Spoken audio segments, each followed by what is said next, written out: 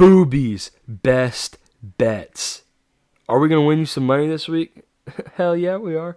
Let's go over a little bit of last week. UCLA and UNLV. Here, I'll just go through. Let me just go through all of them, actually. Let me go through all what I had for last week and whether it hit or not. Okay. Ole Miss minus 8.5 at Kentucky did not hit. I was sick to my stomach watching that end of that football game because Ole Miss was winning by 10 points. And they gave up a 30-yard pass at the end of the game. Kentucky knows they can't win unless they get an onside kick. They decide to go ahead and make the smart football move, like a smart football coach that Stoops is, and kick the field goal to try and get the onside kick. How dare they?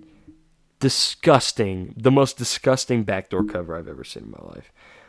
Oh, Michigan at Oklahoma, over 44.5 didn't hit.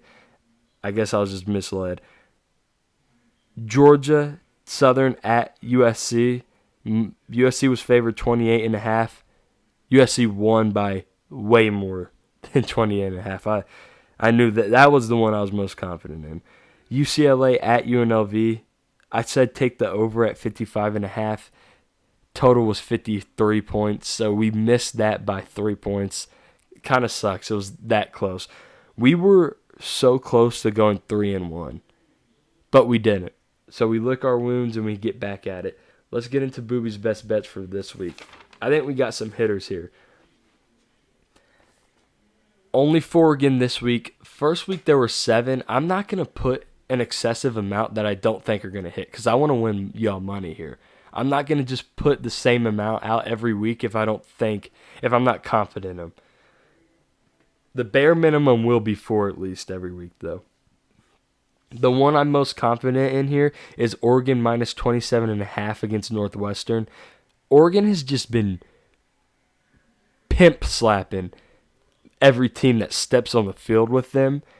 And I don't understand why anyone would think it would stop with Northwestern. I understand they're at Northwestern, but let's be for real. 27.5 points. Northwestern has been horrible. So, yeah, I'm rolling with Oregon. Give me those points. Another Oregon team, not the Oregon Ducks, but Oregon State, plus 22.5 at Texas Tech. I know Oregon State hasn't looked amazing, but I think Malik Murphy is a good quarterback, and I think this is a very look-ahead game for Texas Tech. Texas Tech has to go to Utah next week. It's a top 20 matchup as of right now. So, top 25 matchup as of now. I'm rolling with Oregon State. I don't think Oregon State's going to win this game outright, but I think they covered the 22.5 point spread simply because I think it's one of those games where Texas Tech is like, let's get out of here, let's survive, and let's go play Utah because Utah's going to matter more. That's what I think this type of game is. Maybe a backdoor cover. Clemson at Georgia Tech. I got the under at 51.5. This game's going to be low score, ground and pound, physical football game. That's just the brand of football Georgia Tech plays. And even if Georgia Tech gets behind, they're say Clemson goes and scores first, they're still going to run the ball and take time off the clock. I'm pretty confident in under 51.5 there. And then Tulane is favored 1.5 against Duke. This game, if I'm not mistaken, opened as Duke favored on the road at Tulane. Well, now it flipped to minus 1.5. We're getting it after it flipped, but I still think Tulane covers a 1-point spread. Jake Retzlaff, the transfer from BYU who got in trouble for soaking. Not really. But we know why he got kicked out. Broke honor code. Nudge, nudge, wink, wink. Wink, wink, nudge, nudge, whatever.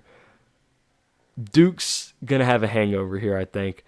A tough emotional loss against Illinois because they were in that game and the turnovers killed them.